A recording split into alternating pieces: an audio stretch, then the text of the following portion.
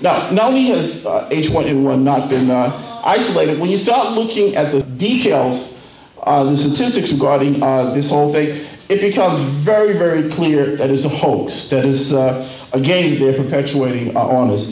To begin with, here, I'm going to give you a number, a very important number. Anybody taking notes, you should write this number down. And the number I want to give you is 200,000, okay? I'm going to emphasize that. 200,000. Ingrain that number in your mind. Because if you can remember that number, the medical establishment will find it far more difficult to ever trick you again about the seriousness of different diseases. So the number I want you to remember is 200,000. And what does that number 200,000 represent?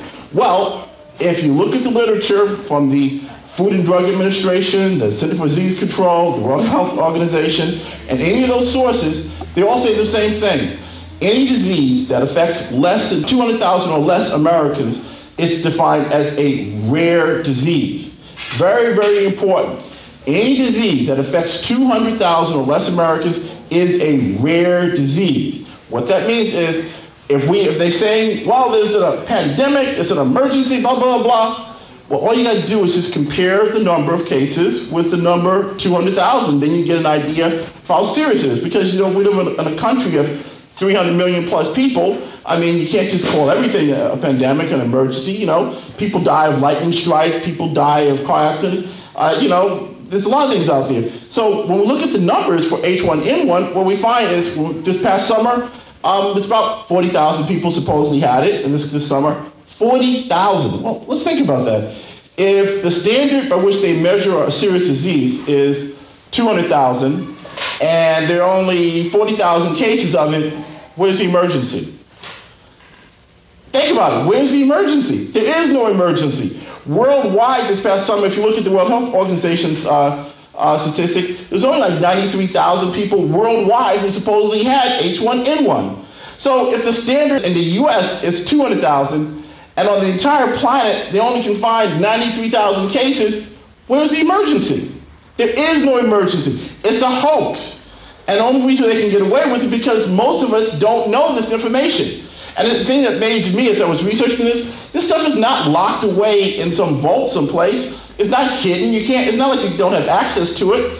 The problem is too many of us are spending our time watching Oprah and worrying about the Yankees and everything else. We're not worrying about serious things that affect our health. So the fact is, there is no emergency by the standards set up by the medical establishment, by our own government. There is no emergency if we're using their numbers of 200,000. And on top of that, if you read their literature, what else do they say about this H1N1? Well, they all say, whether you look at the World Health Organization, Center for Disease Control, no matter which source you say, they all say the same thing. The vast majority of people will have a fever, cough, sneezing for about a week, and then they get better with no medication or hospitalization. So wait a minute.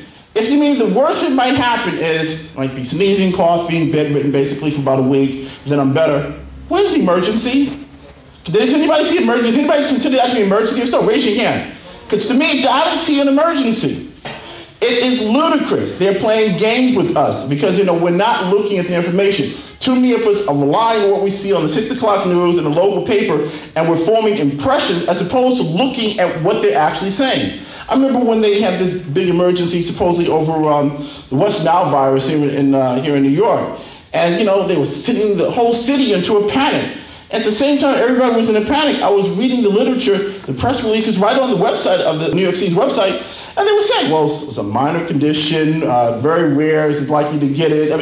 But everybody was in a panic. But all the facts were right there, but they sent us in a panic nonetheless because we weren't looking at the hard information they were putting out. Also, if we turn the clock back to 1976, they did the exact same thing back there with the swine flu scare. They hit the whole country in a panic. And on my website, www.vaccinesaredangerous.com, excuse my voice, I'll repeat it, www.vaccinesaredangerous.com. On my website, I have some of the video clips of some of the commercials from 1976. Anybody who watched those commercials I would go into a panic. I mean, they had these commercials where that implied that if you just casually shook hands with a friend, you would pass this swine flu virus on to somebody else, and he would pass it on.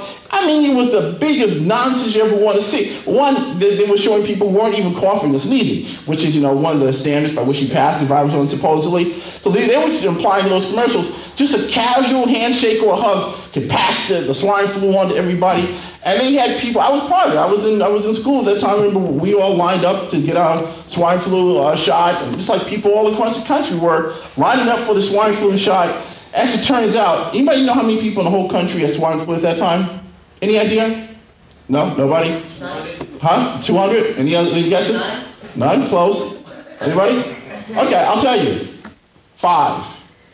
There was 5 people in all of America who had swine flu. And not only 5 people in all of America, there was only 5 people on the planet who had it. 5 people. Nonetheless, 40 million people were vaccinated against swine flu. And then people started dropping dead from the swine flu vaccine.